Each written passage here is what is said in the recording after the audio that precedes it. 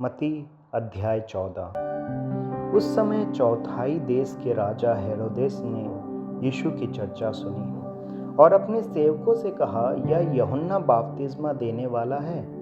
वह मरे हुओं में से जी उठा है, इसीलिए उससे सामर्थ्य के काम प्रकट होते हैं। क्योंकि हेरोदेस ने अपने भाई फिलिप्पुस की पत्नी हेरोदियास के कारण यूहन्ना को पकड़कर बांधा और जेल खाने में डाल दिया था, क्योंकि यूहन्ना ने उससे कहा था कि इसको रखना तेरे लिए उचित नहीं है।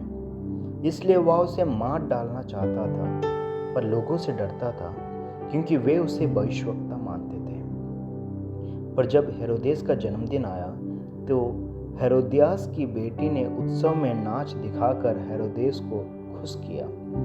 इस पर उसने शपथ खाकर वचन दिया, जो कुछ तू मांगेगी मैं तुझे दूंगा। वह अपनी माता के उस्काने से बोली, यूहन्ना बपतिस्मा देने वाले का सिर थाल में यही मुझे मंगवा दे। राजा दुखी हुआ, पर अपनी शपथ के और साथ बैठने वालों के कारण आज्ञा दी कि दे दिया जाए।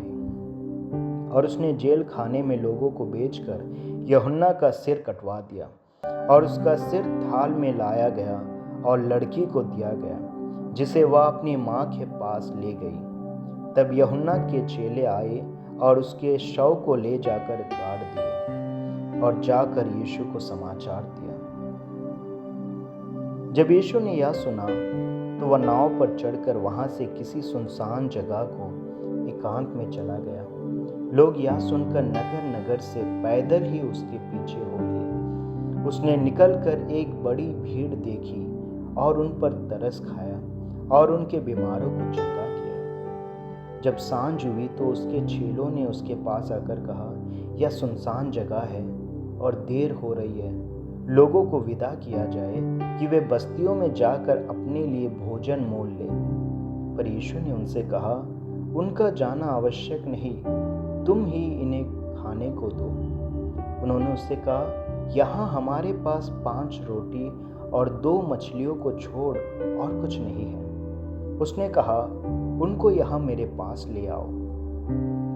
तब उसने लोगों को घास पर बैठने को कहा और उन 5 रोटियों और 2 मछलियों को लिया और स्वर्ग की ओर देखकर धन्यवाद किया और रोटियां तोड़ तोड़ कर चेलों को दी और चेलों ने लोगों को। जब सब खाकर तृप्त हो गए तो चेलों ने बचे हुए टुकड़ों से भरी हुई 12 टोकरियां उठाई और खाने वाले स्त्रियों और बालकों को छोड़कर 5000 पुरुषों के लगभग थे।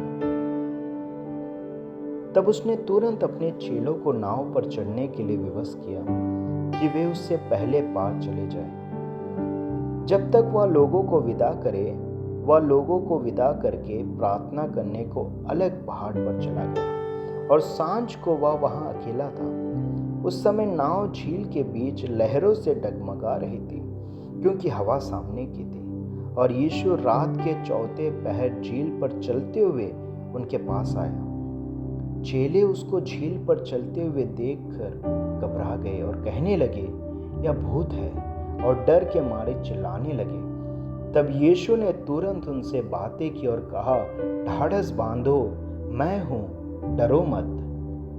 पतरस ने उसको उत्तर दिया, हे प्रभु, यदि तू ही है तो मुझे अपने पास पानी पर चलकर आने की आज्ञा दे। उसने कहा, आ।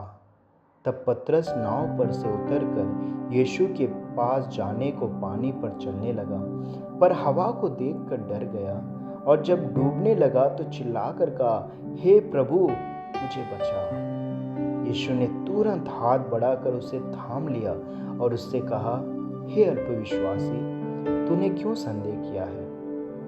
जब वे नाव पर चढ़ गए तो हवा थम गई। इस पर उन्होंने जो नाव पर थे उसे दंडवत करके कहा, सचमुच तू परमेश्वर का पुत्र है।